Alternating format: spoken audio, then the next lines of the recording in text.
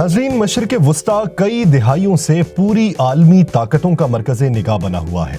इलाकाई ताकतों की रस्साकशी ने इस मुक़द्दस सरजमीन को बारूद का ढेर बना दिया। चिंगारी कहीं से भी जलाई जाए, धमाका मशरिक़ वुस्ता में होता है। आप देख रहे हैं नुक्ता, जिसके सेगमेंट नुक्ता-ए माज़ी के साथ मैं हूं यासिर रशीद चौधरी। आगे बढ़ने से पहले अगर आपने हमारे चैनल को सब्सक्राइब नहीं किया तो चैनल को सब्सक्राइब कीजिए और बेल आइकन को दबाइए ताकि आपको लम्हा बलम्हा ऐसी मालूमाती वीडियोस पहुंचती रहें। जदीद दौर में मशरिक़ वुस्ता में बिछाई जाने वाली बिसात के दो ही खिलाड़ी मैदान में हैं, एक सऊदी अरब और दूसरा ईरान। लेकिन इनके पीछे इस्तेमारी ताकतों के दो ग्रुप्स काम कर रहे हैं जो इस खित्ते में अमनो अमान के दुश्मन हैं। ईरान और सऊदी अरब की अजारादारी और ताकत की हवस का खमियाजा खलीजी ममालिक भुगत रहे हैं। नाज़रीन, इराक की तबाही से भी मुस्लिम ममालिक ने सबक नहीं सीखा। लीबिया की बर्बादी भी उनको जगा न सकी। शाम की खाना जंगी भी मुस्लिम ममालिक को इकट्ठा न कर सकी। यमन की तबाहाली भी ईरान और सऊदी अरब को एक पेज पर न ला सकी। नाज़रीन, इराक की बात करें तो अमेरिका समेत मगरबी ममालिक ने एक झूठ की बिना पर इराक पर धावा बोला। उसकी ईंट से ईंट बजा दी गई। उसी जंग के नतीजे में दाइश ने जन्म लिया, जिसने ना खत्म होने वाली इंतहा पसंदी की लहर पैदा की, जिसने पूरे मशरिक़ वुस्ता को अपनी लपेट में ले लिया। सऊदी अरब और ईरान को स्टेक होल्डर बनाकर खड़ा कर दिया गया। 20 साल हो गए, इराक में इस्तेहकाम नाम की चिड़िया कभी नहीं चहकी। शाम को देख लें, बज़ाहिर लड़ाई दाइश, बागियों और शामी फोर्सेस के दरमियान हो रही है, लेकिन उसके स्टेक होल्डर भी ईरान और सऊदी अरब है। अमेरिका सऊदी अरब को, जबकि रूस ईरान के पीछे खड़ा है। लेकिन अमन नाम की फाख्ता इस मुल्क से कोसों दूर है।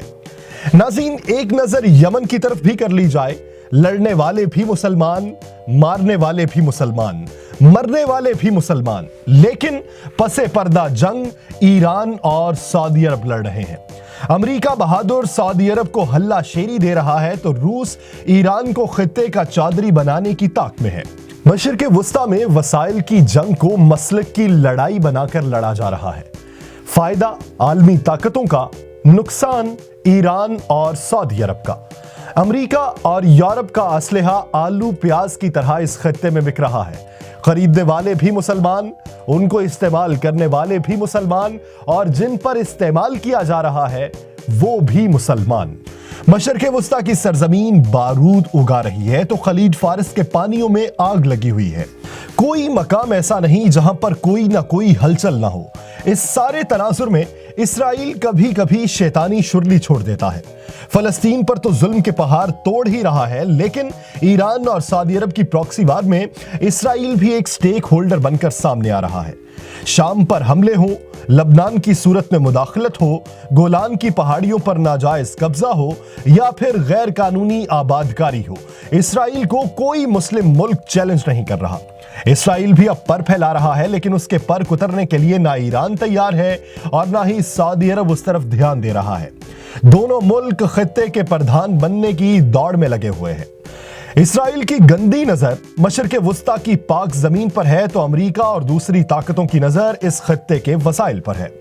ईरान ने अपनी फौजी ताकत को तैयार कर रखा है, गाहे बगाहे उसका बरमला इजहार भी होता रहता है।